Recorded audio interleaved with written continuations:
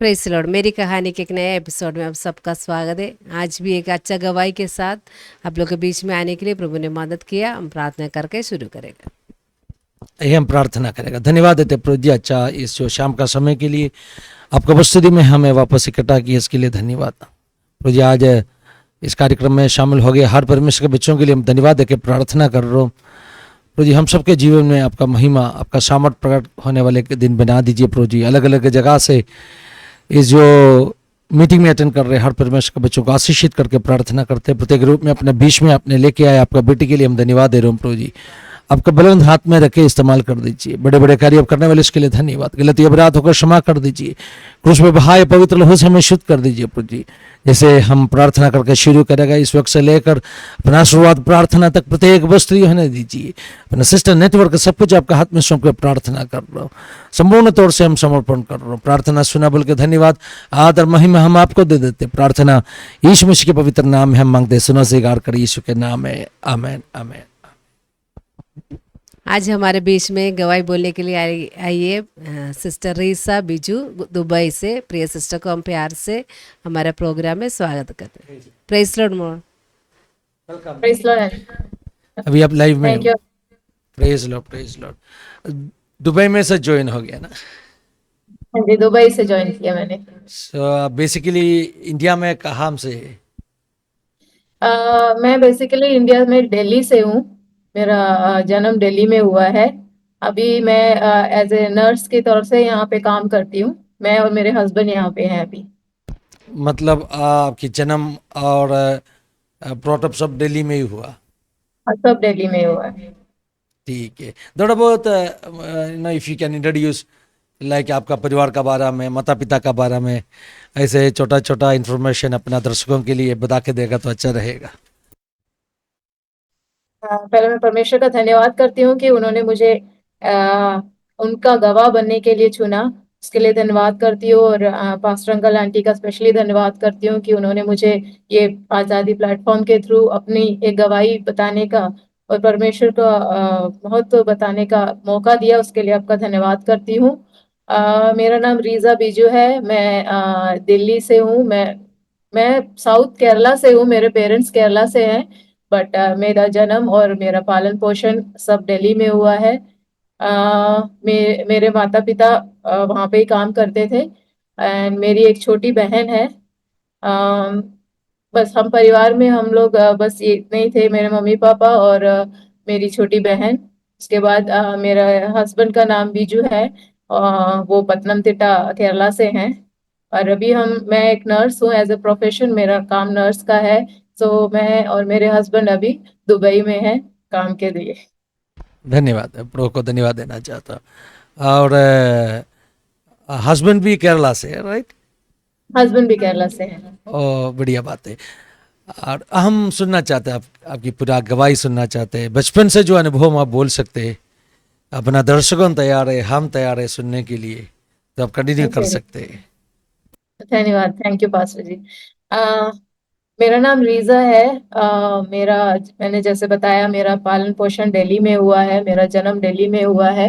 अ, मेरे मेरे डैडी और मेरे डैडी एक्चुअली हिंदू हैं और मेरी मम्मी एक कैथोलिक थी। तो वैसे हमारा पालन पोषण हुआ। बट मेरी दिल्ली में हम लोग थे। मेरा बचपन इतना अच्छा नहीं था बिकॉज मेरे फादर थोड़े शराब पीना, ये सब थोड़ी बुरी आदतें उनको थी। उसकी वजह से हमको बहुत परेशानी होती थी। जैसे मैंने बताया कि मेरे पापा हिंदू थे और मेरी मम्मी कैथलिक थी। उसके बाद बट मेरी मम्मी हमेशा हमें एक क्रिश्चियन उसके थ्रू में ही लेके गई। हम लोग कभी हिंदू के जो होते हैं उसमें नहीं गए। हम लोग सिर्फ हमेशा चर्च जाते थे। मदर मैरी के कैथलिक्स का पता है, वो मदर मैरीज को ज्यादा मानते हैं। तो वैसे ही हमारा जो बचपन से जो मम्मी हमें सिखाती थी वही था। बट इतना भी हम लोग स्ट्रांगली प्रेयर नहीं करते थे बिकॉज चर्च, बिकॉज दिल्ली की लाइफ और दुबई की लाइफ एक ऑलमोस्ट सेम होती है। काम पे जाना, सिर्फ एक संडे मिलता था जहां हम लोग चर्च जाते थे और चर्च बहुत दूर होता था। तो हम लोग लाइक 2 महीने में 3 महीने में एक बार चर्च चले गए, मैं मम्मी और मेरी बहन, और जाके 2-3 कैंडल जला के 2 मिनट प्रेयर करके बस आ जाते थे। हमारे बचपन में बस इतना ही प्रेयर हमने सीखा है। तो बस इतना ही पता था हमें। बट उसके बाद परेशानियां पापा की वजह, डैडी की वजह से बहुत होती थी। डैडी बहुत ही शराब पीते थे, काम पे नहीं जाते थे, सिर्फ मम्मी ही काम पे जाती थी, बहुत स्ट्रगल होता था लाइफ में। मुझे तो ऐसा लगता था कि बहुत ही मैं बहुत ही मन से बहुत उदास होती थी कि क्यों मेरी लाइफ में ऐसा एक फैमिली मिला है जहाँ पे जहाँ कोई खुशी नहीं है। सिर्फ पापा हमेशा शराब पी के आते थे, लड़ाई झगड़ा ये सब। मारपीट नहीं करते थे वो, कभी उन्होंने हमें मारा या मम्मी को मारा ऐसा कुछ नहीं है, बट फिर भी घर में एक शराब पी के आने के बाद जो कलेश होता था वो तो हमेशा ही रहता था। अ, मेरी बहन, छोटी बहन थी, वो मुझसे 6 साल छोटी है। वो भी हम दोनों ही स्ट्रगल करते थे। उसके बाद मम्मी ने हम लोग राजा गार्डन से हैं, वहाँ पे पास में ही हमारे एक चर्च है, चर्च था। वहाँ पे पास्टर सैम, पी के सैमकुटी करके वहाँ के पादरी थे। वो हमेशा, अंकल आंटी हमेशा हमारे पास आते थे, मम्मी के पास आते थे जब भी मम्मी का झगड़ा वगड़ा का होता था। तो अ, उनको सुलझाने वाला वो हमेशा आते थे हमारे पास, हमारे लिए प्रार्थना करते थे। उसके बाद वो ऐसे ही चलता रहा, बट हम लोग कभी वहाँ चर्च गए नहीं। कभी हम लोग बेंदिकोस के वहाँ पास्टर के चर्च गए नहीं। पास्टर हमेशा हमारे पास आते थे, मम्मी को समझाते थे, बट चले जाते थे। बट मम्मी कभी भी उनकी तरफ गई नहीं। उसके बाद ऐसा होता रहा, हमारा लाइफ ऐसे ही चलता रहा, मुश्किलों में, दुखों में, ऐसे ही चलता रहा। फिर एक बार मम्मी को काफी, मेरी बहन जब पैदा हुई थी मम्मी को टाइफाइड हो गया। वहां पे मम्मी मरने की कगार में थी कि क्या होगा, मेरी 2 लड़कियां हैं। उस टाइम मेरे पापा हमारे साथ नहीं थे, पता नहीं कहाँ, शायद गाँव थे। मैं भी छोटी थी, मुझे इतना याद नहीं है। मम्मी तो बस मरने के लिए थी, हम लोग रेंट पे रहते थे। तब हमारे जो मकान मालिक थे वो ही हमारी मम्मी की सेवा करते थे, हमें देखते थे, मुझे स्कूल भेजते थे। ऐसे हमने काफी जो जाति लोग हैं वो लोग बहुत हमें सपोर्ट किया, उन्होंने हमेशा हमें संभाला है। तब तब मम्मी ने मन में प्रार्थना की कि परमेश्वर, मेरे 2 बच्चे हैं, 2 लड़कियां हैं, मैं मर जाऊंगी तो क्या होगा इनका करके, मैं जो मुझे ठीक कर दीजिए कि मैं आपके पास आ सकूं, बपतिस्मा लेके करके आ सकूं करके। तब परमेश्वर ने फिर मम्मी, परमेश्वर की दया से मम्मी ठीक हो गई। मम्मी को कुछ हुआ नहीं। फिर हमारी लाइफ फिर ऐसे ही चलती रही मम्मी, बट फिर भी गई नहीं चर्च में। मम्मी ने, किसी ने सुना तो नहीं ना, मैंने अपने मन में बोला था किसी ने सुना नहीं करके। तो फिर मम्मी बस फिर मम्मी नहीं गई। फिर ऐसे ही फिर हमारी लाइफ ऐसे ही चलती रही। वही झगड़ा, वही शराब पीना, पापा का जुआ खेलना, घर के सामान सब उठा के बेच देना, बस ऐसा ही होता रहता, ऐसे ही था। बट मेरा परमेश्वर से मैं परमेश्वर से प्रार्थना, मतलब मैं सिर्फ, मेरे बचपन में प्रार्थना यही होती थी कि मम्मी बोलती थी कि मदर मेरी के आगे कैंडल जलाना है रात शाम को होते ही, बस मेरे को इतना ही पता था। बट एक बार ऐसा हुआ, मैंने शायद एक डरावनी मूवी कुछ देख ली थी, मैं बचपन में छोटी थी, मूवी मैंने देखी थी, तो मुझे बहुत डर लग रहा था, मैं सो नहीं पा रही थी। उस टाइम मम्मी ने मुझे उठा के बोला कि आप ऐसे प्रार्थना करो, जीसस से प्रार्थना करो ऐसे करके। तो मैंने जस्ट ऐसे ही, हम लोग को प्रार्थना तो नहीं आती, जस्ट बोला मैंने कि हाँ जीसस जी मेरे को बचाओ, मेरे को नींद आनी चाहिए, ये करके मैंने प्रार्थना की। उस टाइम मैं बहुत, उस रात को मैं बहुत अच्छे से सोई। वो जो प्रार्थना थी, वो जो अनुभव था, वो मेरे मन में, मेरे दिल में हमेशा रह गया कि हाँ कुछ तो है, कुछ तो है जो हमारी सुनता है।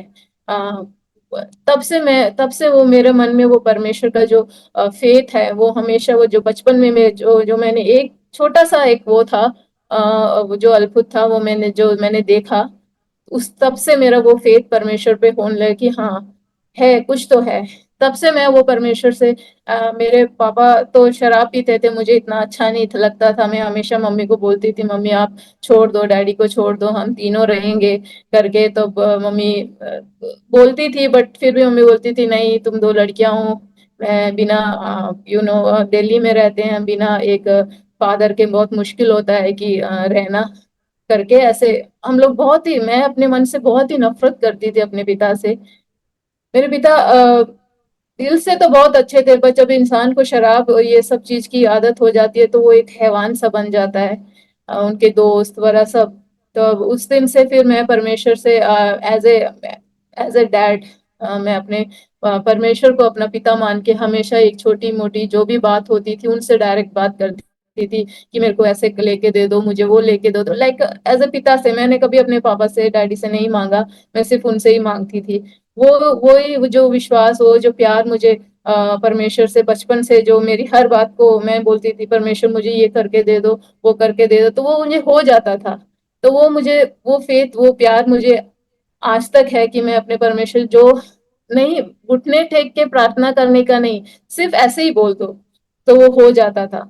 तब फिर उसके बाद मेरी मम्मी, फिर हम एक बार मम्मी का एक फास्टिंग प्रेयर था। वहां पे मेरी मम्मी के एक्चुअली जो छोटे भाई और छोटी बहन वो विश्वास में हैं। तो वो जो छोटे भाई दुबई में रहते थे, वो एक बार दिल्ली में आए।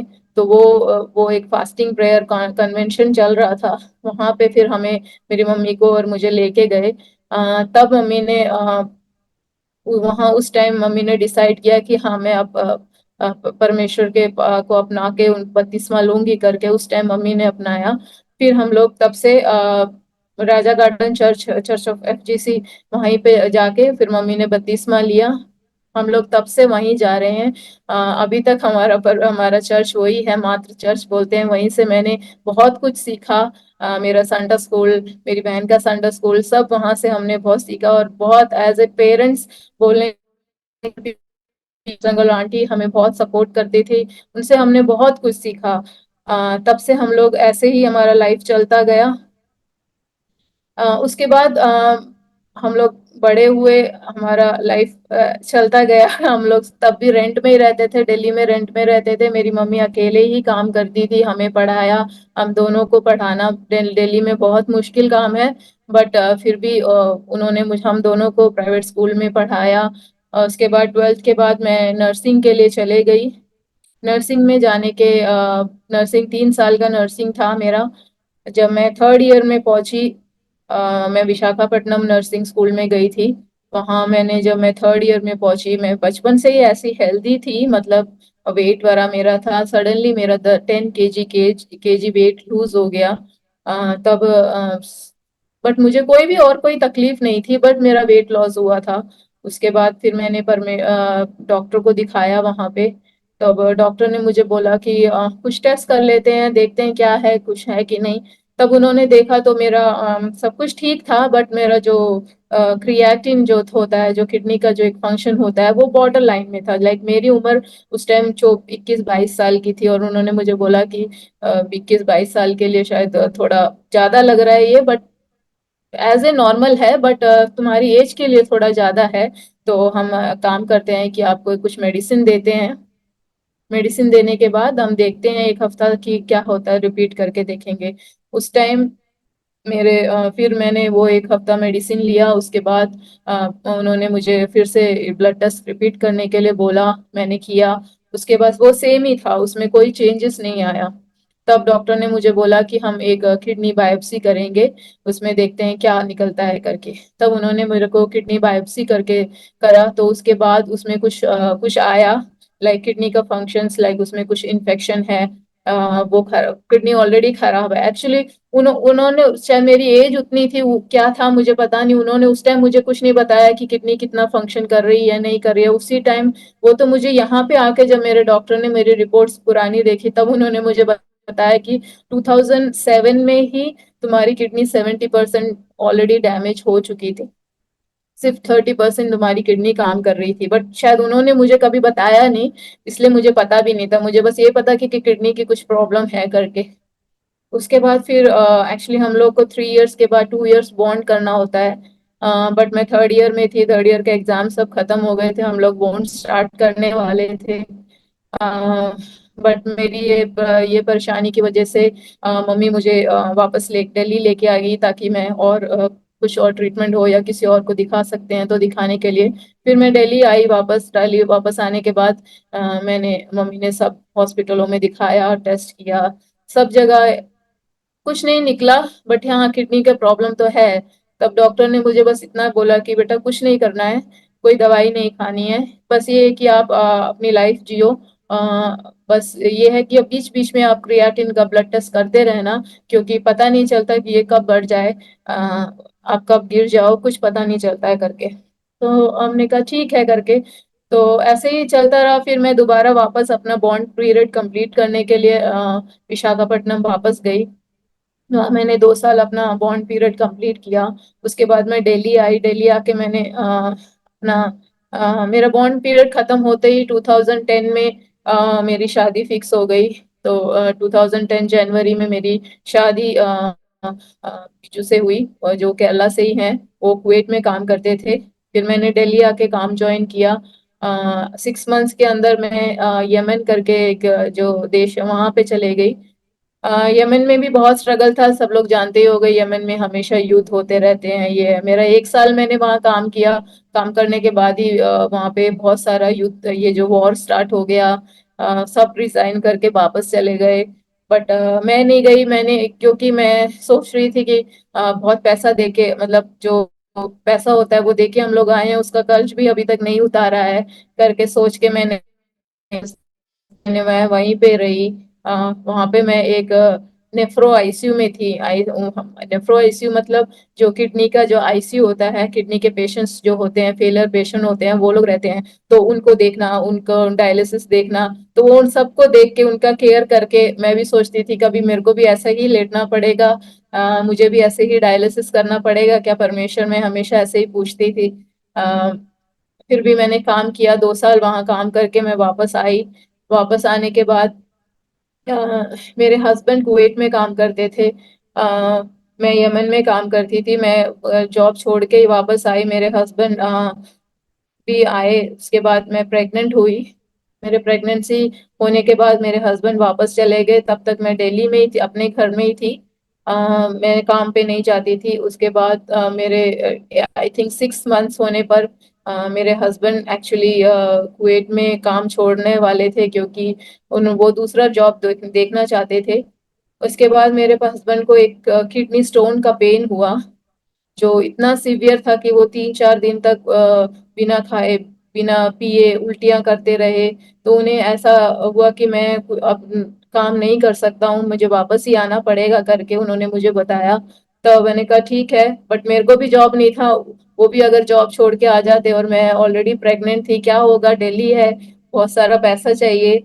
सोच के फिर भी क्या कर सकते हैं करके वो वापस आ गए। उसके आने के बाद मेरे वो लोग मेरे घर में ही थे। तब हम लोग उनके ट्रीटमेंट के लिए कि कैसे उनका स्टोन का सर्जरी कर सके, उनके बीच में थे। उस टाइम मेरे को प्रेगनेंसी में एक्चुअली मेरे को बहुत कॉम्प्लिकेशंस था। मैं बहुत ही स्ट्रगल कर रही थी, मुझे बहुत उल्टियां होती थी। 6 मंथ्स तक मुझे बहुत उल्टियां होती थी। मेरे सर में बहुत दर्द रहता था, मेरा शरीर पूरा फूल गया था। बट सब लोग बोलते थे, डॉक्टर के पास भी जाओ तो बोलते थे इट्स ओके, ये सब प्रेगनेंसी में होता है, इट्स ओके फाइन, कोई प्रॉब्लम नहीं है करके। मेरे हस्बैंड आए, मेरे हस्बैंड का हमने उन्हें सर्जरी का डेट बुक किया। बुक करने के बाद वो लोग एक्चुअली मेरे हस्बैंड और मेरे हस्बैंड के जो ब्रदर हैं, बड़े ब्रदर, वो भी दिल्ली में ही रहते हैं फैमिली के साथ। तो वो अपने क्लिनिक में उनको लेके गए सर्जरी बुक करने के लिए, और मैं उनके घर में थी। तो मुझे बहुत सर दर्द हो रहा था, मैं अपनी आंख भी नहीं खोल पा रही थी। मेरी जो मेरे हस्बैंड के ब्रदर की जो वाइफ है, वो भी एक स्कूल नर्स है।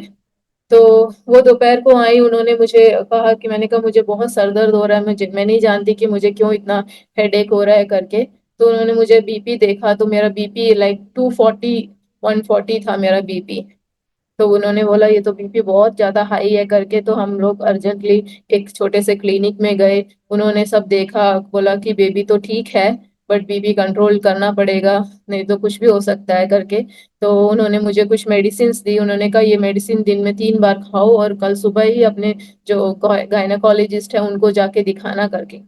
मैंने कहा ठीक है करके, मैंने बीपी लेकर दवाई लिया, दवाई लेने के बाद भी बीपी कम नहीं हो रहा था मेरा। तो उसके बाद मैं फिर पिछले दिन अगले दिन अपने गायनाकोलॉजिस्ट के पास गई। उन्होंने मुझे जाते ही एडमिट कर लिया, उन्होंने बोला बहुत ज्यादा बीपी है। ऐसे उन्होंने क्योंकि अगर प्रेगनेंसी में बीपी बहुत ज्यादा होता है तो आपको दौरे पड़ने की चांसेस ज्यादा होते हैं कि आपको कब किस टाइम दौरे पड़ जाए, कुछ पता नहीं होता। ऐसे उन्होंने बहुत सारे मुझे इंजेक्शंस दिए, ये बोला। उसके बाद उन्होंने मुझे एक स्कैनिंग, 2-3 दिन उन्होंने मुझे रखा, स्कैनिंग किया, सब कुछ किया। एक बार उन्होंने फिर एक लास्ट स्कैनिंग किया तो उसमें ऑलरेडी उन्होंने मुझे बताया कि बच्चे का जो माँ की तरफ से जो ब्लड का फ्लो है वो ऑलरेडी कम हो चुका है, तो अब इसको कुछ नहीं कर सकते हैं, बेबी को टर्मिनेट करना पड़ेगा करके बोला उन्होंने। मेरे हस्बैंड को रात को बोला। उसके बाद मेरे हस्बैंड ने, उन्होंने कंसेंट साइन किया। अ, उसके बाद सुबह मेरे जो चर्च के जो अंकल थे वो आए और उन्होंने मुझे बोला कि नहीं, हम लोग एक उसको दूसरा हॉस्पिटल लेके जाएंगे, एक सेकेंड ओपिनियन लेंगे करके। वो मुझे एक सेंट सोफिया करके दूसरे बड़े हॉस्पिटल में लेके गए। वहां जाके उन्होंने मेरा स्कैनिंग किया। स्कैनिंग करने के बाद उन्होंने मुझे, मेरे मन में तो है कि हाँ मेरा बेबी तो है, मुझे मुझे सब कुछ फील हो रहा है करके। तब उन्होंने जब स्कैनिंग किया, डॉक्टर ने मुझे स्कैनिंग किया, स्कैनिंग करने के बाद बोला कि हाँ बच्चे का हार्ट बीट तो है, ये सब बोला। उसके बाद उनको एक इमरजेंसी केस आया तो मुझे बोला बेटा थोड़ा देर बाहर बैठो, हम आपका स्कैनिंग कंप्लीट करेंगे करके बोला। तो मैंने कहा ठीक है करके। तो मेरे जो पास्टर अंकल हैं, आंटी हैं, वो लोग आए, मुझे बोला, मुझे समाधान किया कि बेटा जो चलो जो होता है अच्छे के लिए होता है, कोई बात नहीं, अगर ये नहीं हो पाया तो कोई बात नहीं करके उन्हें मुझे बहुत मुझे तसल्ली दी। फिर अंकल ने मेरे सर पे हाथ रख के मेरे लिए प्रार्थना की। तभी मैंने अंकल को बोला अंकल मेरा बेबी तो अभी भी मैं अंदर से सुन के आई हूँ कि उन्होंने बोला कि मेरा बेबी का हार्ट बीट है, मेरा बेबी जिंदा है। फिर कैसे वो लोग मेरे बेबी को बोलते हैं करके। तो अंकल ने बोला कोई बात नहीं बेटा, हम लोग प्रार्थना करते हैं करके उन्होंने मेरे सर पे हाथ रख के प्रार्थना की। उसके बाद फिर डॉक्टर ने मुझे स्कैनिंग के लिए बुलाया। और जब उन्होंने स्कैनिंग रखा तब उन्होंने बोला कि अरे आप अभी तो कोई बेबी का कोई हार्ट बीट नहीं है करके। तो डॉक्टर ने बोला अभी पहले दो एक आधे 5-15 मिनट्स बिफोर जब हमने स्कैनिंग किया था तो हार्ट बीट था, अभी हार्ट बीट नहीं है करके। तो उन्होंने कहा कि ठीक है। फिर मैंने बोला ठीक है, फिर अपने मन में सोचा जो परमेश्वर की इच्छा हो वही हो। उसके बाद उन्होंने मेरे हस्बैंड को बोला कि हम लोग एक नॉर्मल डिलीवरी के लिए देखेंगे, बट मुश्किल है क्योंकि बेबी ऑलरेडी अंदर मर चुका है। तो कुछ नॉर्मल डिलीवरी ट्राई करके देखेंगे, अगर नहीं हुआ तो फिर हमें सिजेरियन करना पड़ेगा। और उससे पहले तो इसका बीपी वगैरह स्टेबल करना पड़ेगा ताकि इसको कोई परेशानी ना हो, क्योंकि ये तो एक इतने बीपी में ये इतना इतना यहाँ तक आई करके हम लोग को बहुत अद्भुत है कि ये कैसे अभी तक इतना स्टेबल रीति में इसको बिना दौरे पड़े ये कैसे है करके। मुझे नहीं पता कि हम डॉक्टर मेरे हमेशा हस्बैंड से कन्वर्सेशन करते थे कि हम देखेंगे क्या कर सकते हैं करके, क्योंकि ये बहुत छोटी है करके बोला उन्होंने। ऐसे ही उन्होंने मुझे दवाई दिया। पहले तो वो लोगों ने मुझे बीपी कंट्रोल करने के लिए दवाई दिया। जब उन्होंने मेरे को एक बीपी कंट्रोल करने के लिए जो एक इंजेक्शन दिया, मैं नॉर्मली एक्चुअली चल फिर के ही आई थी। जब उन्होंने मुझे एक वो इंजेक्शन दिया तो मेरे को पता नहीं क्या हुआ, मेरे पूरे शरीर में ऐसे एक गर्मी सी चढ़ गई, मेरी सांस फूलने लग गई, मुझे सांस नहीं आने लग गई। मुझे ऐसा लगा कि मैं अभी मर जाऊंगी, वो इंजेक्शन की वजह से क्या हुआ मुझे नहीं पता। तब वो जो अनुभव था मैं कभी भूल नहीं सकती कि मैं ऐसा लग रहा था कि मैं अभी मर जाऊंगी, मेरे को बिल्कुल सांस नहीं मिल रही है करके। फिर मेरी मम्मी को बुलाया जल्दी। उसके बाद मम्मी आई, मम्मी ने देखा। उसके बाद मम्मी ने मेरे सर पे हाथ रख के प्रार्थना किया। तब मैं थोड़ी काम डाउन हुई, मेरा थोड़ा मैं ठीक हुई। फिर डॉक्टर ने बोला कि ठीक है अभी ये थोड़े कंट्रोल में है इसका बीपी वगैरह, तो अब हम इसको नॉर्मल डिलीवरी के लिए तैयार करते हैं। तो उन्होंने मुझे फर्स्ट मेडिसिन मॉर्निंग में दिया। उसके बाद मॉर्निंग में फर्स्ट मेडिसिन देने के बाद मेरे को कोई पेन नहीं हुआ। शाम को 6 बजे डॉक्टर दोबारा आए, बोले बेटा आपको कुछ हुआ, पेन हुआ? मैंने कहा मुझे कोई पेन नहीं हुआ डॉक्टर करके। तो उसके बाद उन्होंने फिर मुझे बोला, नर्स को बोला ऐसा करते हैं कि एक और रखते हैं मेडिसिन, देखते हैं पेन होता है नहीं तो सुबह हम लोग इसको सिजेरियन करके बेबी को निकालेंगे करके बोला। ऑलरेडी मेरा 6 महीना हो चुका था। उसके बाद फिर उन्होंने मेरे को फिर से मेडिसिन दिया। उसके बाद शाम को 11, 10, साढ़े 10 बजे मुझे पेन स्टार्ट हो गया। बहुत सी स्ट्रगल के बहुत स्ट्रगल किया डॉक्टर ने मेरे को वो बेबी को निकालने के लिए, क्योंकि बेबी ऑलरेडी, बेबी की तरफ से कोई मूवमेंट नहीं था करके बहुत स्ट्रगल किया। फाइनली मेरा डिलीवरी हुआ, मुझे एक बेटा पैदा हुआ। आ, उसके बाद बट उस, उसके बाद फिर मुझे उन्होंने वो बेटे को नहीं दिखाया। ऐसे ही मेरा लाइफ हुआ। उसके बाद फिर मैं एक हफ्ता तक हॉस्पिटल में रही, उन्होंने दोबारा मेरा बायोप्सी किया, सेम थिंग था।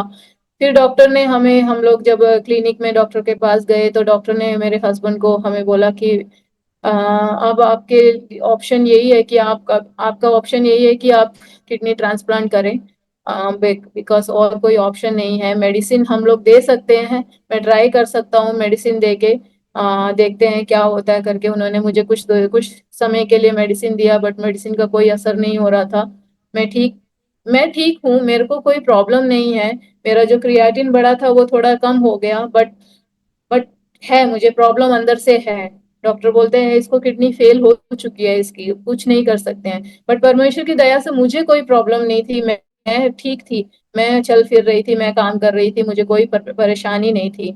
उसके बाद परमेश्वर ने बस फिर डॉक्टर ने मेरे हस्बैंड को बोला और हमें बोला कि स्ट्रिक्टली आप कभी भी आपको बेबी नहीं प्लान करना है।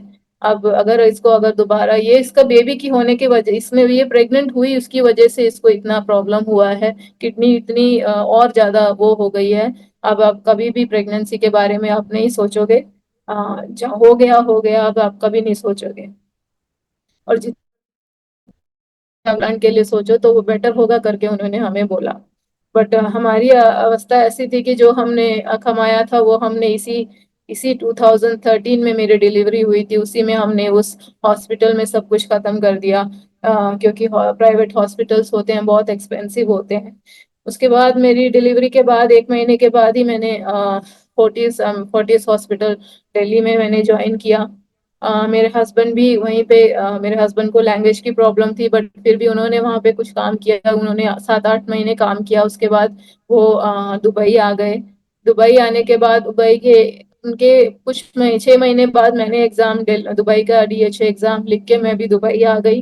दुबई की लाइफ भी सेम थी, बहुत स्ट्रगल था। हम लोग शेयरिंग में रहते थे। जो काम मिलने के लिए भी बहुत मुश्किल था, क्योंकि यहाँ का रेंट देना एक आदमी की सैलरी फुल रेंट में चले जाती थी। बहुत स्ट्रगल किया हम लोगों ने। उसके बाद तभी मेरा जॉब एक मेडिकल सेंटर में था। वहाँ मैंने 3 साल काम किया। एक मेडिकल सेंटर था तो वहाँ पे इंश्योरेंस नहीं था मुझे। मुझे जो दवाइयाँ चाहिए होती थी, मैं इंडिया से जब भी वेकेशन में जाती थी अपनी दवाइयाँ लेके आती थी, वही खाती थी। बिकॉज इंश्योरेंस ना होने की वजह से हम लोग यहाँ पे दवाई नहीं ले सकते हैं, किसी डॉक्टर को नहीं दिखा सकते हैं, क्योंकि मेडिकल बहुत बहुत एक्सपेंसिव है। 3 साल मैंने उस मेडिकल सेंटर में काम किया। बट ऐसा कभी भी नहीं हुआ कि मुझे कोई बुखार हो जाए या मुझे कोई कोई भी तकलीफ परमेश्वर ने मुझे नहीं दी कि मुझे डॉक्टर के पास जाना पड़े। बस यही है कि मैं बस परमेश्वर ने मुझे इतनी हिम्मत वो दी है कि करो, आप करो, बस काम करो, इतना ही। एक एक बुखार तक परमेश्वर ने मुझे नहीं आया कि मैं डॉक्टर के पास जाऊं, अपना जो पैसा मैं जो अपनी मेहनत से कमाती हूँ डॉक्टर को दे पाऊं करके, उन्होंने मुझे ऐसा मौका ही नहीं दिया। उसके बाद 2018 में मेरा मैंने दूसरे एक जॉब के लिए ट्राई किया। तब मुझे मेडी क्लिनिक सिटी हॉस्पिटल करके वहां से एक इंटरव्यू कॉल आया।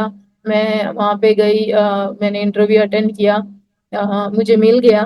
हम 2 जने गए थे, 2 लोग थे उसमें। एक तो जो थी वहाँ की जो सीनियर नर्स थी, उसके रिकमेंडेशन से आई थी, और मैं परमेश्वर के रिकमेंड से गई थी। तो बट परमेश्वर का धन्यवाद हो कि उन्होंने मुझे चुना। मैं गई, बट मेरा हुआ था आईसीयू में। आईसीयू में मेरा पोस्टिंग था। तब मैं घर में आई, मैं परमेश्वर से बोलने लगी, परमेश्वर मैं आईसीयू में कैसे काम कर पाऊंगी, क्योंकि मैं बहुत पतली दुबली सी थी। मैं कैसे कर पाऊंगी काम, मुझे कुछ इन्फेक्शन ना हो जाए या मुझे कुछ हो ना जाए करके। मैं तभी मैंने सोचा, अगर आप, फिर मैंने प्रार्थना किया, परमेश्वर ने भेजा है तो फिर परमेश्वर ही देखेगा करके। फिर मैंने ज्वाइन किया 2018 मई में, मैंने मेडी क्लिनिक सिटी हॉस्पिटल ज्वाइन किया आईसीयू में। ऐसे ही काम चलता रहा, किसी को पता नहीं था कि मेरे को किडनी की प्रॉब्लम है, ये है वह। किसी मलयालीस को मैंने, जो है उनको, अपने कोलीग्स को बताया था। ऐसे ही मेरे जो एक मैनेजर है, आईसीयू के मैनेजर, एक लेबनीज मेल मैनेजर हैं, उनको पता चला। उनको पता चलने के बाद उन्होंने मुझे एक बार अपने ऑफिस में बुलाया, बोला कि रीजा, आपको इतना बड़ा किडनी का इश्यू है, आपने क्यों नहीं बताया करके मुझे पूछा। मैंने कहा, सर क्या बताऊं, इसमें कुछ बताने, कुछ करने के लिए नहीं है, तो इस वजह से मैंने किसी को नहीं बताया। जहां तक परमेश्वर लेके जाएगा वो मैं जाऊंगी करके बोलते। तब उन्होंने बोला, ऐसा नहीं होता है, हमें भी कुछ करना होता है। अगर आपके पास चांस है, अगर आपको कैंसर हो, या हम बोल सकते हैं कि ट्रीटमेंट है वो, बट उसका कोई सर्वाइवल चांसेस कम होता है। बट तुम लोग को तो, आपको तो एक चांस मिल सकता है कि आप कोई अपना ट्रांसप्लांट कर ले। तो मैंने कहा, ट्रांसप्लांट के बारे में मैं इंडिया में नहीं सोच पाई, क्योंकि इतना एक्सपेंसिव है और हम लोग उसको अफोर्ड नहीं कर सकते हैं। इवन अगर कोई घर वाला भी हो देने के लिए हो, बट उसके लिए भी हम लोग को लाइक 25-30 लाख चाहिए एक ट्रांसप्लांट करने के लिए। तो उन्होंने बोला कि नहीं, आप तुम अभी जाके अपने यहाँ के किडनी डॉक्टर से मिलो, अपॉइंटमेंट लो, और देखते हैं क्या कर सकते हैं करके। फिर उन्होंने खुद मेरी अपॉइंटमेंट बुक करके दी। मैं फर्स्ट टाइम वहाँ पे, आई थिंक दुबई में आने के बाद फर्स्ट टाइम किडनी के डॉक्टर से मिली। मेडी क्लिनिक में हमारा इंश्योरेंस है, मेडिकल इंश्योरेंस है। तो फिर मैं उनसे मिली, उन्होंने मेरे से बात करी, क्या क्या हुआ, किया, सारे टेस्ट किए। तो उन्होंने वहाँ मुझे बताया कि यहाँ पे गवर्नमेंट का एक किडनी ट्रांसप्लांट का एक प्रोग्राम है, जिसमें मैं आपका नाम डालूंगा। जब आपका कोई अच्छा, आपका जो मैचिंग किडनी आपको कोई मिलेगा तो हाँ।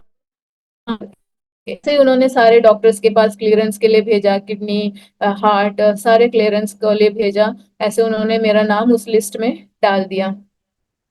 लिस्ट में डालने के बाद फिर उन्होंने बोला, देखते हैं क्या होता है करके।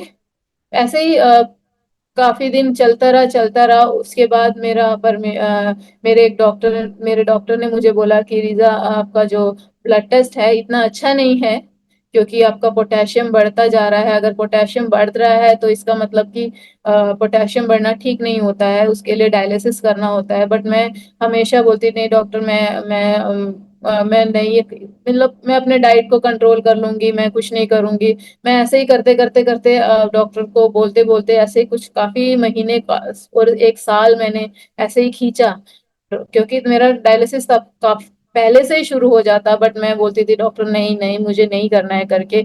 ऐसे मैंने, बट उन्होंने मुझे बोला कि रीजा, तुम पोटेशियम अगर बढ़ गया तो ये आपको पता है, आप एक नर्स हो, आपको पता है कि आपको क्या हो सकता है, ये पोटेशियम बढ़ने की वजह से हमको हार्ट अटैक आ सकता है, इसलिए आप संभल के रहो करके मुझे बोला। तो फिर उन्होंने मुझे इस चीज के लिए कन्विंस किया कि हम एक काम करते हैं कि मैं आपको ना एक एवी फिस्टुला करके जो होता है, हम डायलिसिस के लिए यहाँ पे बनाते हैं, वो बना के रख देते हैं कि कभी भी इमरजेंसी हो तो हम उस फिस्टुला में नीडल डाल के आपका डायलिसिस स्टार्ट कर सकते हैं। तो उन्होंने मुझे उसके लिए कन्विंस किया।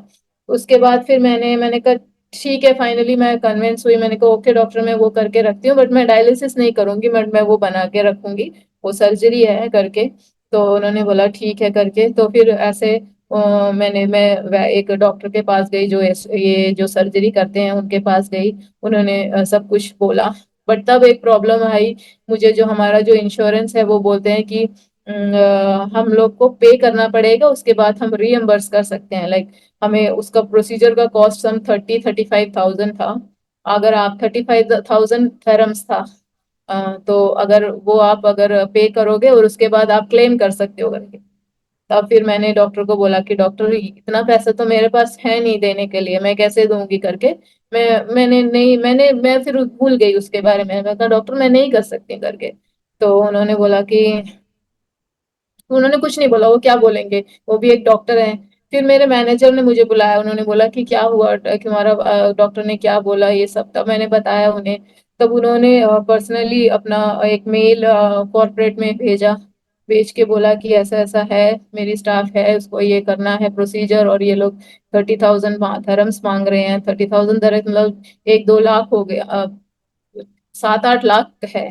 तो मैंने कहा, तो उन्होंने फिर कॉर्पोरेट ने उसको, उस प्रोसीजर को अप्रूव किया। मेरे को एक रुपया भी देना नहीं पड़ा, और पूरा इंश्योरेंस कवर होके मैंने वो सर्जरी की।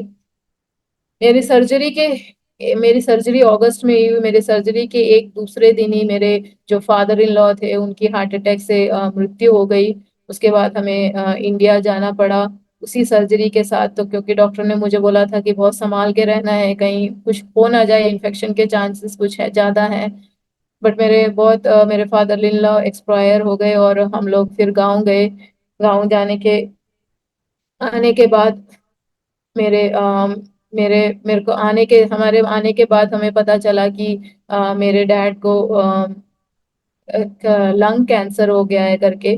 मतलब जब जब कुछ होता है तो सब एक साथ होता है, बोलते हैं ना, यही प्रॉब्लम है करके।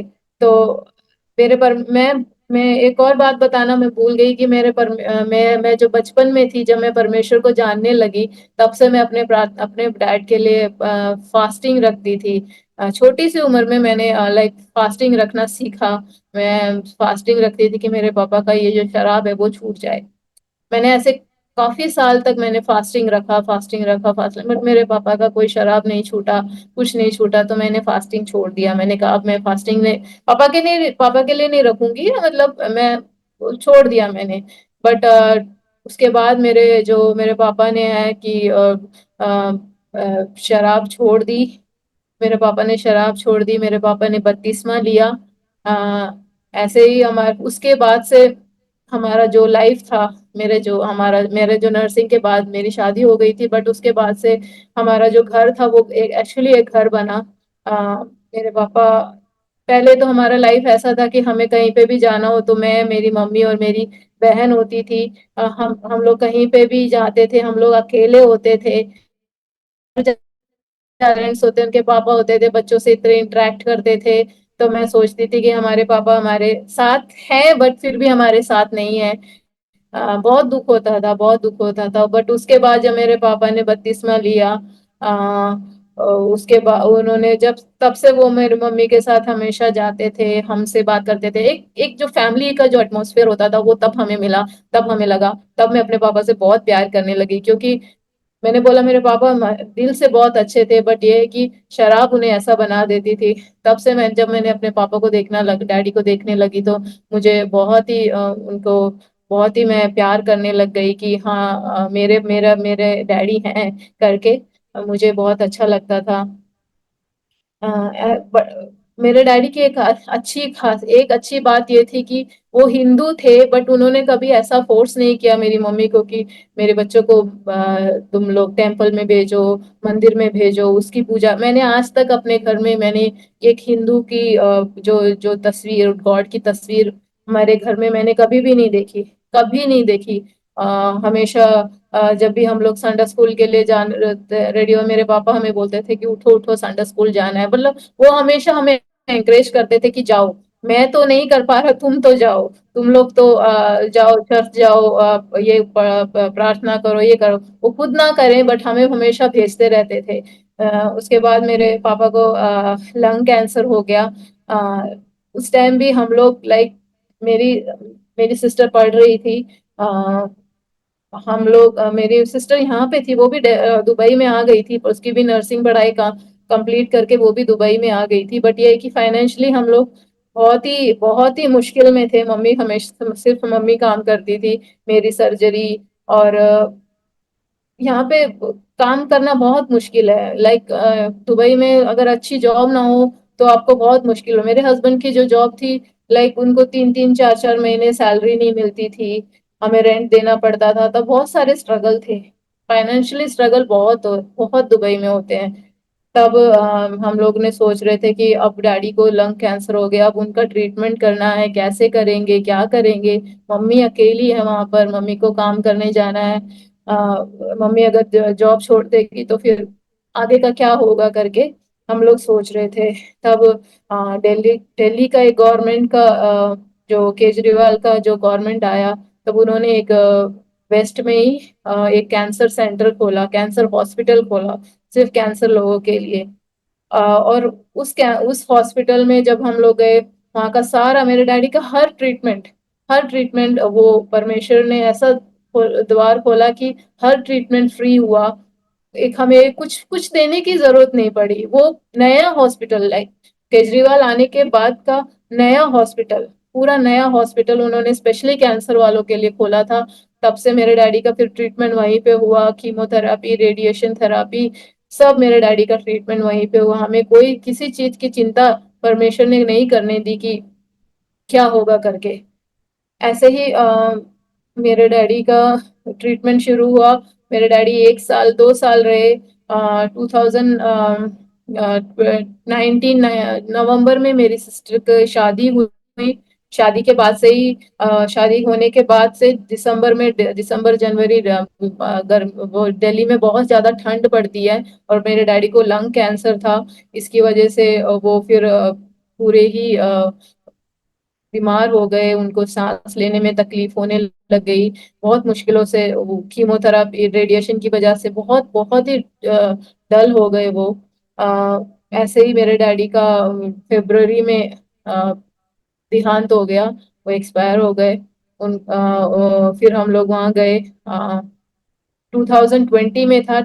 मेरे डैडी का सब फ्यूनरल सर्विस है, सब कुछ होने के बाद हम लोग बहुत अच्छे से, लाइक मैं परमेश्वर का धन्यवाद करती हूँ कि मेरे डैडी का बहुत अच्छे से वो एक आत्मिक आदमी नहीं थे। उन्होंने बपतिस्मा जरूर लिया था, बट वो एक उनको उतना, ऐसे हिंदू बैकग्राउंड से आए तो उन्हें इतना अच्छे से बाइबल पढ़ना या प्रार्थना करना नहीं आता था। बट फिर भी परमेश्वर ने उनको बहुत अच्छी तरह विदा किया, बहुत अच्छी तरह उनको विदा किया। मैं बहुत खुश थी कि मेरे डैडी को इतना अच्छा फ्यूनरल मिला। शायद वो गांव, मेरे सिर्फ मेरे डैडी ही हैं जो विश्वास में आए, बाकी उनके सब लोग अभी भी हिंदू ही हैं। अ, उसके बाद हम लोग जब डैडी के फ्यूनरल के बाद हम लोग दुबई में, और मेरी सिस्टर, मेरे हस्बैंड, हम लोग वापस आए। उसके उसी दिन यहाँ पे लॉकडाउन हुआ, कोरोना स्टार्ट हो गया। कोरोना स्टार्ट होने के बाद पता है फिर सब लॉकडाउन हो गया यहाँ पे। बट हम लोग नर्सेस हैं, हम लोग को तो ड्यूटी पे जाना पड़ता था। मेरे जाने के मैं ड्यूटी पे थी, ड्यूटी पे जाने के बाद मुझे थोड़ा सा पेन हो रहा था चेस्ट में। मैंने जाके ईसीजी किया, ब्लड टेस्ट किया, तो मेरा पोटेशियम बहुत हाई था। तब मेरे जो किडनी के डॉक्टर हैं वो आए, और उन्होंने मुझे ड्यूटी में ही कहा कि रिजा अब हम लोग वेट नहीं कर सकते हैं, ईसीजी में भी वेरिएशन आ गया है, तो हम लोग वेट नहीं कर सकते, आपको डायलिसिस करना ही पड़ेगा करके। वो मुझे फिर लेके गए, ड्यूटी के बीच में मुझे लेके गए। बहुत दुख हुआ। मैं बिल्कुल नहीं चाहती थी कि मुझे कभी डायलिसिस हो। मैं आईसीयू में काम करती हूँ। मैंने बहुत लोगों को देखा है उसको ऐसे डायलिसिस होते, वो उनको वो पेन होते ये सब। तो मैं नहीं करना चाहती थी। मैं बहुत उस टाइम में बहुत रोई। अ, तब मेरे हस्बैंड मेरे साथ थे। मेरे कोलीग्स जो है, मैं उसी उसी हॉस्पिटल में काम करती हूँ, तो वो लोग ने मुझे संभाला। उन्होंने बोला कोई बात नहीं बेटा, ये सब होता रहता है लाइफ में, हमें कुछ करना पड़ता है ऐसा सब कुछ। कोई बात नहीं, परमेश्वर तुम्हारे साथ है, आप सब कुछ कर सकते हो करके बोला। फिर मेरा फर्स्ट डायलिसिस मार्च में स्टार्ट किया उन्होंने। हफ्ते में 2 बार मैं जाके डायलिसिस करती थी। तब मेरा डायलिसिस स्टार्ट हुआ, तो मैं हम लोग आईसीयू में बहुत बहुत ज्यादा फिजिकली काम भी होता है, क्योंकि पेशेंट को उठाना, उनको बैक केयर देना, ये सब बहुत काम होता है। तब मेरे मैनेजर ने मुझे बोला कि रिसा तुम बेड साइड काम मत करो, क्योंकि तुम नहीं कर सकते हो, तुम्हारा हाथ में ये सब डायलिसिस स्टार्ट हो गया, आप इतना काम नहीं कर सकते हो, तो आप ऐसा करो कि आप क्लरिकल काम करो, जो एडमिन का काम होता है वो करो करके। हम लोग एचआर में नहीं बताएंगे, हमारा इंटरनली हमारे डिपार्टमेंट का है कि, क्योंकि अगर एचआर में बताएंगे तो उनको तो वो तो बोलेंगे कि ये तो नर्स का सैलरी ले रही है और काम एडमिन का कर रही है करके, तो वो लोग तो मानेंगे नहीं। तो उन्होंने बोला किसी को कुछ बताने की जरूरत नहीं है, आप बस अंदर में ही आप काम करो और आप बेड साइड में काम मत करो, क्योंकि आप नहीं कर सकते हो। पेशेंट को उठाना, पेशेंट को पकड़ना बहुत मुश्किल होता है, हमारा तो काम ही यही है, हर 2 घंटे में पेशेंट को ऊपर नीचे ये सब करना पड़ता है। तो उन्होंने बोला कि नहीं, तब से फिर उन्होंने मुझे एडमिन का काम दिया, मैं एडमिन का काम करती थी। ड्यूटी के बीच में जाके मैंने डायलिसिस करती थी, मेरे 2 दिन, हफ्ते में 2 दिन डायलिसिस होता था। 1 बजे तक ड्यूटी करके उसके बाद मैं डायलिसिस करने जाती थी, डायलिसिस के बाद घर जाती थी। और सैटरडे संडे मेरा ऑफ होता था, सैटरडे को मैं एक दिन डायलिसिस करने जाती थी। कोविड का समय था, कोविड से भरा हुआ था आईसीयू। उस समय डॉक्टर ने मुझे बोला, रिजा संभाल के रहना, कोविड है, कोविड नहीं आना होना चाहिए तुम्हें, तुम ऑलरेडी डायलिसिस में हो, तुम अगर कोविड ओविड हो गया तो फिर तुम्हें पता है बचने। बट क्या कर सकते हैं, मैं नर्स हूँ, मैं कोई छुट्टी लेके घर नहीं बैठ सकती, कोविड कब खत्म होगा कुछ होगा मैं नहीं पता। मैंने कहा सिर्फ प्रेयर करके सुबह जाती थी, परमेश्वर आप संभाल लेना करके, ऐसे ही जाती थी। आ, ऐसे 2 साल एक्चुअली मेरा ऐसे ही चला गया। कोविड के बीच में पेशेंट्स को देख के, पेशेंट्स को नहीं देखती थी बट आईसीयू में तो थी मैं, क्योंकि आईसीयू में तो काम करना पड़ता है। फिर ऐसे ही डायलिसिस होता रहा, डायलिसिस करना बहुत स्ट्रगल होता था। ड्यूटी कोविड के टाइम में मेट्रो में जाना मुश्किल होता था, क्योंकि मेट्रो में इतने लोगों को ही भेजते थे, मैं हमारे पास कुछ गाड़ी नहीं थी, हमें मेट्रो में बस में चढ़ के मुझे आना पड़ता था। मेट्रो में सिर्फ इतने लोगों को चढ़ाते हैं एक एक ट्रेन में, उसके बाद इतनी बड़ी क्यू होती थी। मैं डायलिसिस के बाद उतनी बड़ी क्यू के पीछे खड़ी होके उतने देर डायलिसिस के बाद, 4-3 घंटा डायलिसिस करने के बाद मैं आ, वो क्यू में खड़े होके मैं मेट्रो चढ़ के आती थी। अ, कैसे हुआ, अभी भी काफी लोग मुझसे पूछते हैं कि कैसे किया, डायलिसिस वाले लोग तो बिना काम छोड़ देते हैं, वो घर पे रहते हैं, ये है वो कैसे किया। मैंने कहा मुझे नहीं पता मैंने कैसे किया, सिर्फ परमेश्वर को बस यही पूछती थी, परमेश्वर आप मुझे बस वो सामर्थ, अपनी जो हिम्मत है वो मुझे देना, ताकि मैं वो हिम्मत ना छोड़ पाऊं, मुझे कमजोर मत होने देना। मैं बचपन से ही बहुत ही रिजर्व लड़की हूँ, मैं बहुत किसी से ज्यादा बात नहीं करती, किसी से ज्यादा खुलती नहीं हूँ, ये है। बट फिर मन में बस ये था, परमेश्वर साथ है तो क्या है। बट लोग आईसीयू में थी, काफी लोगों को मरते हुए देखा, काफी लोगों को स्ट्रगल करते हुए देखा। तब मैं बोलती थी कल मैं कहीं यहाँ ना लेटी हूँ करके, मैं ऐसा सोचती थी। फिर मेरे मैं ऐसे ही कब काफी दुख होता था, तब आके मैंने एक बार परमेश्वर का जो एक वचन पढ़ा, तो परमेश्वर ने मुझे एक वचन दिया कि तुम ये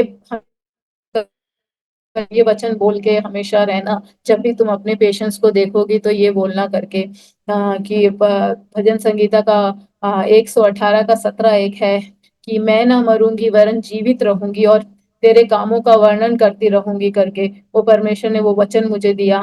वो वचन मेरे लिए बहुत बहुत ही हिम्मत वाला था, कि मैं कितने लोगों को भी मरते देख लूं बट परमेश्वर मुझे धैर्य दे कि मुझे कुछ नहीं होगा। परमेश्वर के परमेश्वर ने अगर मुझे जीवन दिया है तो मुझे कोई कुछ नहीं कर सकता है करके, ऐसे ही मेरा जीवन गया। अ, ये 2 साल मैंने डायलिसिस किया।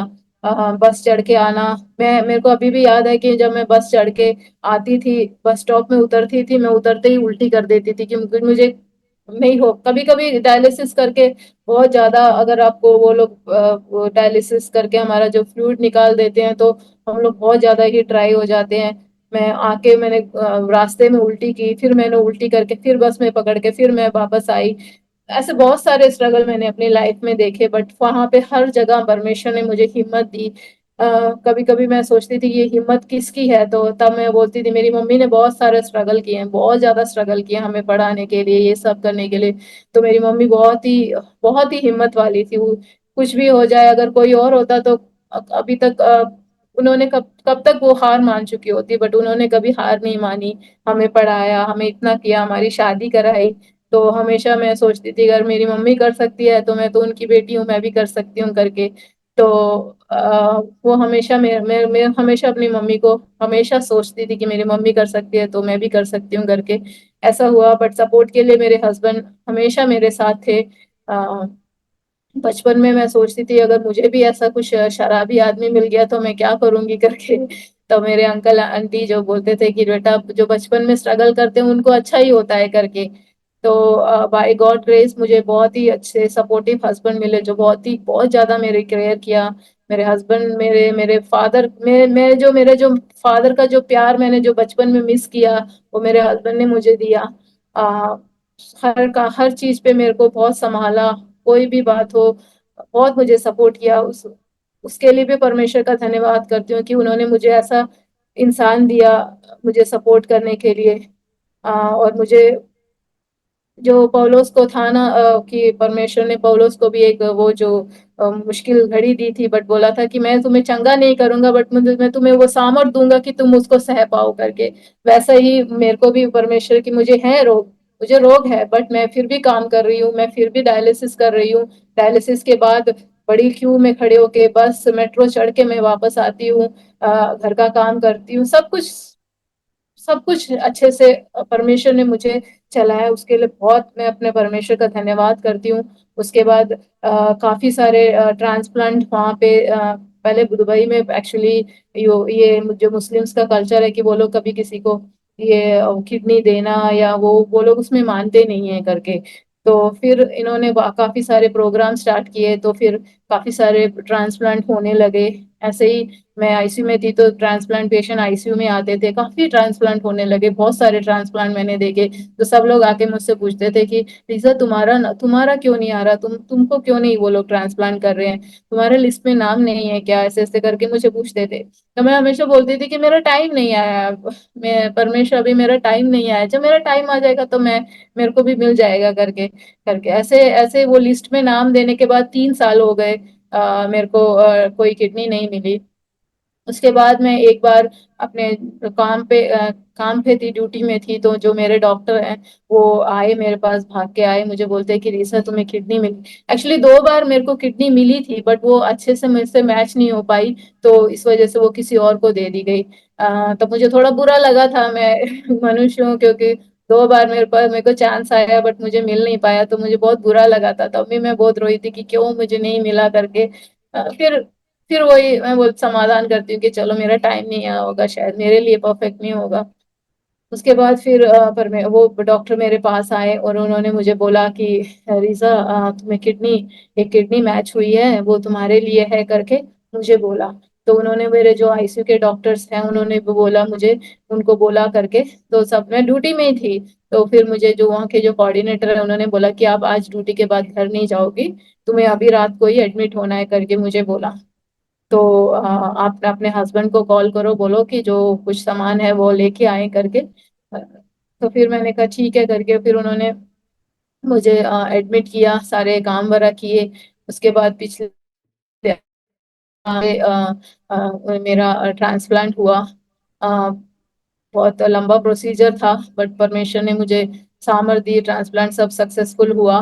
मैं नहीं जानती कि कैसे हुआ, क्योंकि मैं अभी भी मैं जब भी हर साल हम लोग जब भी गांव जाते थे, मैं अपना चेकअप कराती थी। बस अलग अलग डॉक्टर को दिखाती थी कि कुछ होप हो कि कोई दवाई दे दे कि ठीक हो।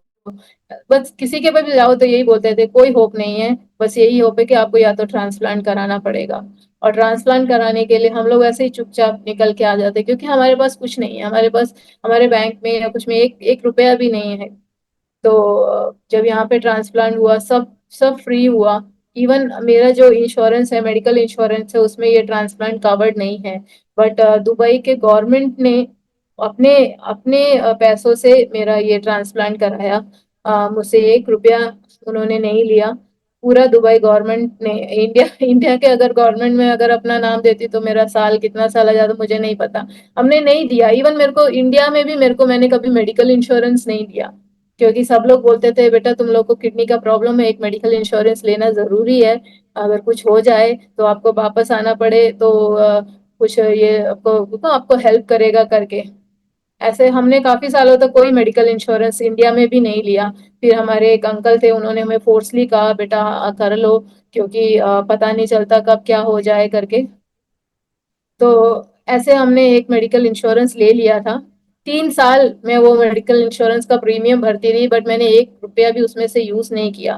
मैंने उसको यूज ही नहीं किया, मैंने परमेश्वर ने मुझे यूज करने ही नहीं दिया। और यहाँ पे मेरे को ट्रांसप्लांट कर दिया परमेश्वर ने, सब अच्छे से हुआ। सब परमेश्वर की दया से सब अच्छे से हुआ। उन्होंने मेरे को 3 महीने तक काम नहीं कर सकती थी, क्योंकि 3 महीने मुझे घर पे ही रहना है, मैं बाहर नहीं जा सकती। ऐसे ही हम लोग मैं और मेरे हस्बैंड ट्रांसप्लांट के बाद हम लोग मेरे रूम में मुझे शिफ्ट किया। तब मेरी जो कोऑर्डिनेटर है वो आई, और जो किडनी ट्रांसप्लांट की जो कोऑर्डिनेटर आई वो मुझे बोली कि रिजा, आपको हर एक दिन में लाइक ऑल्टरनेट डेज आपको आना है ब्लड टेस्ट कराने और डॉक्टर से मिलने के लिए, क्योंकि हमें कुछ लेवल्स होते हैं वो हमेशा चेक करने होते हैं, तो आपको आना है करके। ऐसा आपको 1 महीने तक ऐसे ही आना है, उसके बाद हम लोग 1 हफ्ता कर देंगे, ऐसे करेंगे। तब मैंने बोला कि कैसे आएंगे, क्योंकि हम लोग ट्रांसपोर्ट पब्लिक ट्रांसपोर्ट तो यूज नहीं कर सकते हैं। क्योंकि वो कहते नहीं नहीं, आपको कभी भी पब्लिक ट्रांसपोर्ट यूज नहीं करना है, टैक्सी यूज नहीं करना है, क्योंकि कोविड का टाइम है और आप बहुत ही इम्यूनोसप्रेसिव हो, आपको कभी भी कुछ भी हो सकता है, तो नहीं कर सकते हैं। तो मैंने उसको बोला कि बट हमारे पास तो कार नहीं है, हमारे पास गाड़ी नहीं है, हम लोग कैसे आएंगे करके। अब तो वो तो उनकी टेंशन थोड़ी ना है, वो तो हमारी टेंशन है। मैं और मेरे हस्बैंड हम लोग दोनों हम लोग हॉस्पिटल में ही थे, मैं एडमिट ही थी। तो हम लोग ऐसे ही सोच रहे थे कि बेचा क्या करेंगे, हम लोग कैसे आएंगे करके, मैं सोच रही थी करके। तभी हमारे चर्च के जो हम लोग शारजा में चर्च ऑफ गॉड में जाते हैं, वहाँ से जो हमारे एक विश्वासी ब्रदर हैं, उन्होंने फोन किया पूछने हालचाल पूछने के लिए कि क्या है, कैसा चल रहा है करके। उन्होंने मुझे हालचाल पूछने के लिए मुझे मेरे हस्बैंड को फोन किया। हस्बैंड को फोन करने के बाद फिर हम लोग बोले कि अच्छा ये ऐसा ऐसा प्रॉब्लम है, हम लोग को गाड़ी नहीं है, और ये लोग बोलते कि हर एक दिन में आना है करके, तो हम क्या करें, समझ नहीं आ रहा है करके। तो फिर उन्होंने बोला कि कोई बात नहीं, टेंशन मत लो, मैं अपना गाड़ी आपको दूंगा एक एक महीने के लिए।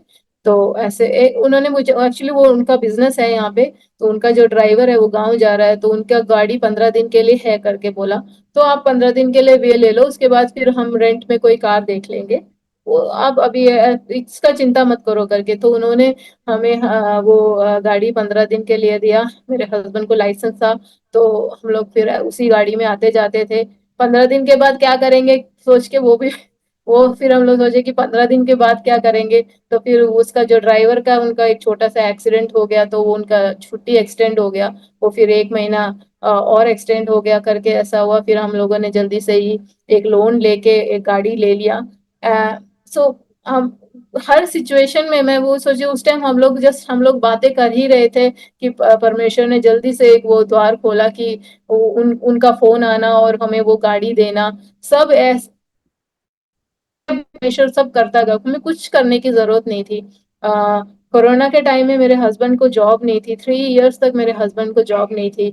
सिर्फ मैं काम पे जाती थी, कोरोना के टाइम में मेरे हस्बैंड को जॉब नहीं थी। दुबई में बिना जॉब के रहना बहुत मुश्किल है, एक जने का सैलरी से कुछ नहीं होता, आपको सिर्फ वो रेंट देने के लिए होता है करके।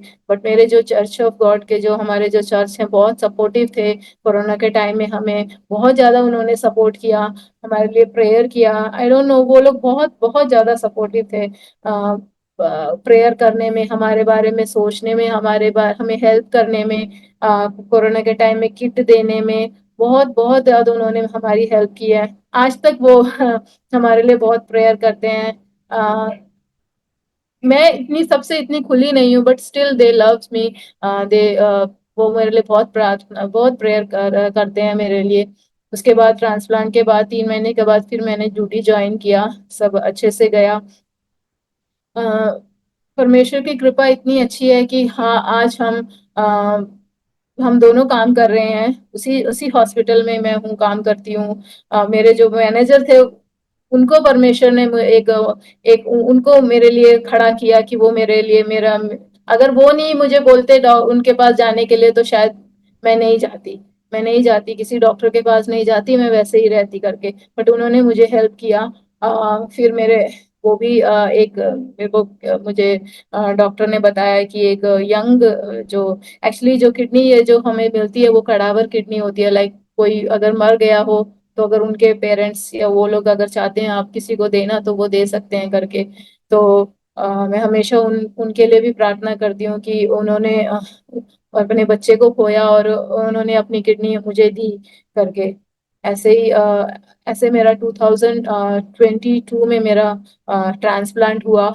एक साल एक साल तक उसी उसी इंश्योरेंस की वजह, जो जो गवर्नमेंट का जो स्कीम है, जो इंश्योरेंस है, उसकी वजह से, क्योंकि किडनी के ट्रांसप्लांट के बाद भी जो दवाइयाँ बहुत ज़्यादा महंगी है, बहुत ज़्यादा महंगी दवाइयाँ हैं, बट वो सब उस गवर्नमेंट सब कवर करती है। एक साल तक वो कवर करती है, उसके बाद हमें खुद करना पड़ता है। हमारे इंश्योरेंस से कर सकते हैं, बट हमारे इंश्योरेंस को हमें 30% को पेमेंट देना पड़ता है।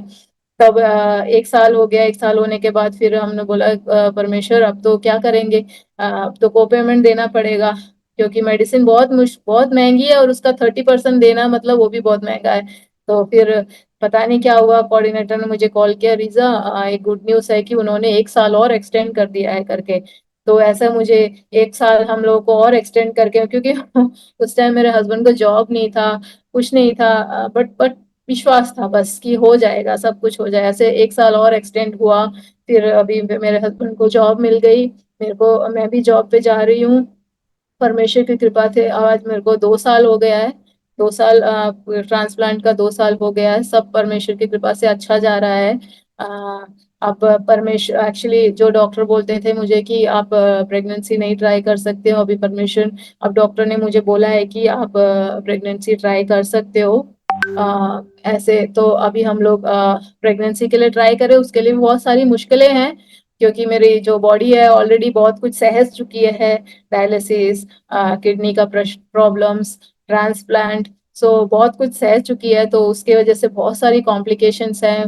डॉक्टर्स तो बोलते हैं कि नहीं हो पाएगा, नहीं हो पाएगा। डॉक्टर्स तो सिर्फ यही बोलते हैं कि नहीं हो पाएगा, नहीं हो पाएगा, तुम्हारी एज हो गई है और तुम्हारा कुछ काम नहीं कर रहा है, ओवरिस कुछ काम नहीं कर रही है बस। बट हम लोग सिर्फ प्रेयर कर रहे हैं कि जब ये सब हो सकता है मेरी लाइफ में, इतना कुछ मैंने 22 ईयर्स में मेरा ये डायग्नोज किया था। जब मैं 2007 में डायग्नोज किया था, और मेरा जो डायलिसिस शुरू हुआ 2020 में हुआ। लाइक कितने 10 12 13 साल परमेश्वर ने मुझे, कोई मुसीबत नहीं, कुछ आराम से मैं अपनी लाइफ जीती रही। मैं अगर, मुझे कोई तकलीफ नहीं थी, कोई दवाई नहीं थी, कुछ नहीं था। डायलिसिस था, डायलिसिस में भी परमेश्वर ने मुझे इतनी सामर्थ्य दी कि मैं कर पाऊं करके। सब कुछ इतने अच्छे से हुआ, अपने टाइम में हुआ, अपने टाइम में, मेरे टाइम में नहीं, परमेश्वर के टाइम में हुआ। तो सब अच्छे से हुआ, तो मैं विश्वास करती हूँ कि ये भी होगा। और मैं दोबारा परमेश्वर के गवाह बन के, इस अगले इस अद्भुत का गवाह बन के मैं दोबारा आपके सामने आऊंगी। मेरी एक छोटी सी जो गवाही है, मेरे जो लाइफ का स्ट्रगल है, मैं जानती हूँ काफी लोग इस सब चीज से गुजर रहे होंगे। चाहती हूँ कि सबका एक परमेश्वर का एक टाइम होता है, वो करेगा। वो कभी भी हमें अकेला नहीं छोड़ता है। मेरी लाइफ में कोई नहीं था, मेरे पेरेंट्स थे, मेरी बहन थी, हस्बैंड थे, सब कुछ थे। सबसे ज्यादा मुझे सपोर्ट मेरे चर्च से मिला, और जो उनका जो प्रेयर है, उनका जो बहुत कुछ, जो उनका प्यार है, मैं नहीं भूल सकती हूँ करके। तो लोगों सबसे ज्यादा आपका जो भाई बहनों से भी, उनका सबका सपोर्ट मेरे साथ था। पर बहुत प्यार मुझे चर्च से मिला, परमेश्वर से मिला। उसके लिए मैं परमेश्वर का हमेशा धन्यवाद करूंगी। आगे भी मैं परमेश्वर की गवाही के साथ, और मेरी अपनी ये गवाही दूसरों को शेयर कर सकूं। होप करती हूँ कि मेरे हस्बैंड अभी बाइबल स्कूल पढ़ रहे हैं, आप उनके लिए भी प्रार्थना करिए कि वो भी अच्छे से अपना परमेश्वर का वचन पढ़ के अनेक काफी लोगों को अपना वचन सुना के मैं नहीं जानती, मुझे कुछ नहीं आता है, मुझे परमेश्वर का वचन के बारे में इतना कुछ नहीं आता है, बट जो परमेश्वर की इच्छा हो, अगर परमेश्वर ने उन्हें भेजा है पढ़ने के लिए, तो जो परमेश्वर की इच्छा हो उसी के थ्रू हो पाए। मेरी इच्छा नहीं, सिर्फ उनकी इच्छा पूरी हो पाए। ऐसे ही जो मेरी गवाही सुन रहे हैं, वो आप धैर्य रखिए। मैं होप करती हूँ कि मेरी जो ये गवाही है आपके जिंदगी में एक बदलाव लाए। आप सच्चे परमेश्वर को जाने, यीशु मसीह को जाने, उसके प्यार को जाने। उसका प्यार बहुत ही अद्भुत है। आ, आप कभी, आपको समझ नहीं आएगा।